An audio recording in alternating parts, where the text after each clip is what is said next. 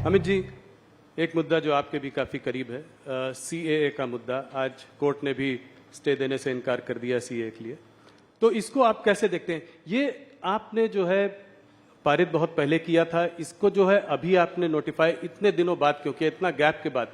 क्या चुनाव आपके उसमें था? ऐसा नहीं था राहुल जी। सीएए पारित होने के बाद देश में एक बड़ी गलतफहमी फैलाई गई और इतने में कोविड आ गया। हम डेमोक्रेटिक कंट्री में हैं, जब किसी सच्ची चीज के लिए गलतफहमी फैलाई जाती है तो जो पार्टी इन पावर होती है इसका दायित्व होता है कि सच्चाई लोगों तक पहुंचाए। एक भ्रमित किया गया, ऑपोजिशन ने अपनी वोट बैंक जीवित करने के लिए, वोट बैंक बनाने के लिए भ्रांति फैलाई गई कि सीएए से इस देश की माइनॉरिटीज का, विशेष कर मुस्लिम भाइयों बहनों का मताधिकार, नागरिकत्व छीन लिया जाएगा, जबकि है उल्टा। सीएए से किसी का नागरिकता नहीं जाने वाला है। सीएए नागरिकता देने का कानून है। सिख, बौद्ध, जैन, क्रिश्चियन, हिंदू, जो सारे भाई 3 देशों से प्रताड़ित होकर आए हैं, वो सालों से यहां बैठे हैं, उनके पास नागरिकता नहीं है। उनके नाम से संपत्ति नहीं खरीद सकते, सरकारी नौकरी नहीं ले सकते जी। किस प्रकार से इनका जीवन व्यतीत होगा? एक करोड़ों लोगों की परेशानी को कांग्रेस के पास इसका जवाब नहीं था। वो अपनी वोट बैंक की पॉलिटिक्स में ही मशगूल थे और पूरी भ्रांति फैलाई कि सीएए थे देश से मुसलमानों की नागरिकता चली जाएगी। मैं फिर से एक बार, अनेक बार कर चुका हूं, फिर से एक बार स्पष्टता करना चाहता हूं, इस देश के मुसलमानों को डरने की जरूरत नहीं है।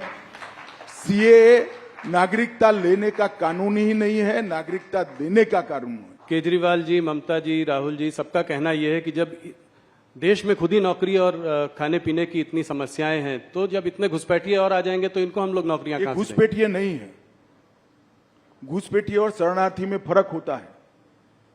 और मैं केजरीवाल जी, राहुल जी, ममता जी सबको कहता हूं, अगर देश के युवाओं की नौकरी की चिंता है तो आप बांग्लादेशी घुसपैठिए और रोहिंग्यास के लिए क्यों नहीं बोलते हैं? क्यों जुबान सिल जाती है? इसलिए सुल जाती है कि आप अपनी वोट बैंक को हट कर। शरणार्थी जो होता है वो प्रताड़ित होकर यहां आता है। अभी मैं आपको बताता हूं, अफगानिस्तान में निजाम बदला, सारे लोग इनसिक्योरिटी फील कर रहे थे। सैकड़ों हजारों सिख भाई पवित्र गुरु ग्रंथ साहब को लेकर यहां है। क्या करें उनका? वो घुसपैठिए है क्या? हर सिख भाई बहन का इस देश पर इतना ही अधिकार है जितना मेरा और आपका। हर हिंदू भाई बहन का इतना ही अधिकार है जितना मेरा और आपका है।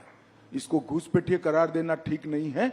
और जहां तक नौकरियों का सवाल है, वो पहले से यहां रह रहे, आज रह ही रहे हैं जी। कहां लोड डालने का सवाल है?